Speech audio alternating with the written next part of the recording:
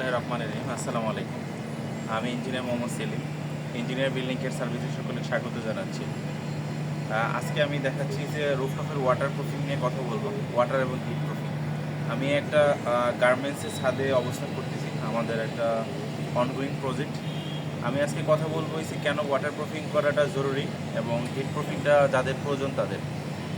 আমরা যেহেতু কনস্ট্রাকশন করি, আমি সিভিল ইঞ্জিনিয়ার হিসাবে আমার যতটুকু ধারণা আছে আমি কথা বলার চেষ্টা করতেছি ইনশাল্লাহ। আমরা যখন নাকি ছাদটা ঢালাই করি, অনেকে ম্যাক্সিমাম ছাদগুলোতে হচ্ছে ওপেন অবস্থায় রেখে দেওয়া হয়, সেকেন্ড হয়েছে জল ছাদ করা হয়, থার্ড হয়েছে অনেকে বর্তমানে এখন টাইলস ফিট করতেছে। তা আমাদের যে কথাটা সেটা হলো যে আমরা ছাদের ওজন বাড়াবো না, ওয়াটার প্রুফিং করবো এবং হিট প্রুফিং করবো, তাতে করে ছাদের স্থায়িত্বকাল বাড়বে এবং নিচে দিয়ে সেটা কোনো ড্যাম্প হবে না। আমাদের এই যে ছাদটা দেখা যাচ্ছে, এই পুরোটা প্রজেক্ট আমরা অলরেডি ওয়াটার প্রুফিং করে ফেলছি এবং আমাদের এই যে ফেজটা আছে সেকেন্ড ফেজ, আমরা এই পাশে যে কাজ শুরু করে দিয়েছি। আমাদের এই পাশে মালামাল ছিল, গাছ টাছ আমরা এই পাশে নিয়ে এসে এই পাশে কাজ চলতেছে। এটা প্রায় 15,000 স্কোয়ার ফিট। এখানে প্রবলেমগুলো আমি বলতেছি কী প্রবলেমগুলো হয় এবং কেন করতে হচ্ছে। এটা যেহেতু ছাদ ছিল ওপেন অবস্থায়, কিন্তু এটা জল ছাদ ছিল, জল ছাদগুলো দেখা গেছে যে ফেটে গেছে, ক্র্যাক হয়েছে। যেহেতু এটা মেন ছাদের সাথে বন্ডিংটা হয় না, এটা ফেটে গেছে। ফেটে যাওয়ার পরে দেখা গেছে যে এই ফাটার ভিতরে দিয়ে পানি ঢুকতেছে, পানি ঢুকে ভিতরে দিয়ে পানি অনেক জমা থাকে। জমা থাকার কারণে যেহেতু সূর্যের আলো পায় না, ভিতরে ঢুকে গেছে, তখন ওই ছাদগুলো খুব দ্রুত ড্যাম হয়ে যায়, নষ্ট হয়ে যাচ্ছে।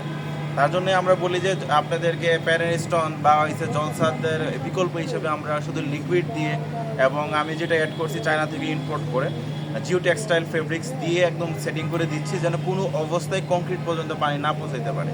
এবং সেটা আমরা গ্যারান্টি সহকারে 30 বছরের গ্যারান্টি সহকারে আমরা সারা বাংলাদেশে কাজ করে দিচ্ছি। এই যে সারফেসগুলো দেখাচ্ছি আমি, এই যে ওয়াটার প্রুফিং কমপ্লিট করা, এবং বেশ কয়েকদিন বৃষ্টি হয়েছে, পানি জমেছিল, আল্লাহ রহমতে এই বছর আর নিচে দিয়ে পানি পড়তেছে না। তো এই গার্মেন্টসটা কিন্তু গত বছরও নিচে দিয়ে অনেক পানি পড়তো, তো পানি পড়লে বায়ারদের প্রবলেমের কারণে ওনাদের অনেক ডিলিংসের প্রবলেম হয়। তো এই বছর আলহামদুলিল্লাহ এখন পর্যন্ত এই পাশ দিয়ে কাজ কমপ্লিট করার পরে ওনাদের পানি পড়তেছে না। আর আমরা যদি ছাদের ওয়াটার প্রুফিংটা না করি, তাতে কি প্রবলেমটা হয় যে ছাদে যে পানি জমে থাকার কারণে কংক্রিটগুলো পানি খায়, পানি খাওয়ার পরে দেখেছে কংক্রিটের ভিতরে যখন পানি ঢুকে, তখন যেহেতু রেনফোর্সমেন্ট ভিতরে থাকে, মানে রডটা ভিতরে থাকে, ওই রডটাও পানি খেয়ে তখন ফুলে যায়, মানে মরিচে ধরা শুরু করে। রড যখন ফুলে যায় তখন হচ্ছে কংক্রিটটা ফেটে যায় নিচের দিক দিয়ে, এবং দেখে প্লাস্টার ধসে পড়ে।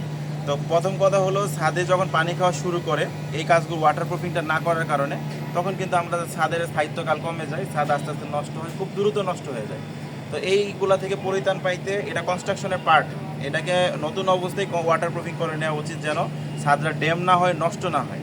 তো আমরা সবাইকে বলবো যে নতুন অবস্থায় আপনারা কংক্রিটের জলছাদের বিকল্প হিসাবে, টাইলসের বিকল্প হিসাবে আগে ওয়াটার প্রুফিং করেন, তারপরে যদি ছাদ সৌন্দর্য করতে চান আপনারা টাইলস করেন বা যা খুশি তা করেন, কোনো সমস্যা নাই, কিন্তু আগে ওয়াটার প্রুফিংটা নিশ্চিত করতে হবে।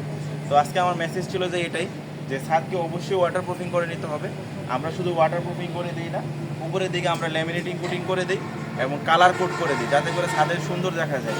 ওনাদের একটা গ্রে কালার একটা কথা ছিল, আমরা গ্রে কালারটা করে দিছি, যদিও বেশ কিছুদিন হয়ে গেছে, মাটি টাটি পড়তেছে, কিন্তু খুব সুন্দর থাকে, মেনটেন করে রাখতে বললে খুব সুন্দর হয়।